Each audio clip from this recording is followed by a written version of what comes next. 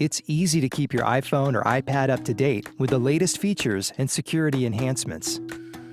We'll walk through how to update your device wirelessly and how to update it using your computer. Before you start, make sure you back up your device, plug it into power, and connect to Wi-Fi. If you're using a Mac or Windows computer, you'll need a compatible cable. Let's start with updating your device wirelessly. When there's an update available for your device, you might get a pop-up on screen which you can tap to install the update. Otherwise, you can open Settings, tap General, and tap Software Update.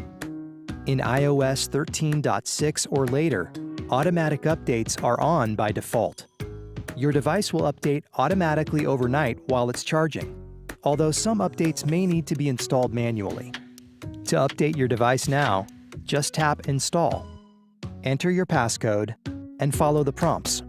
If you see a message saying that you need more space on your device for a wireless update, you can delete content manually or update using your computer.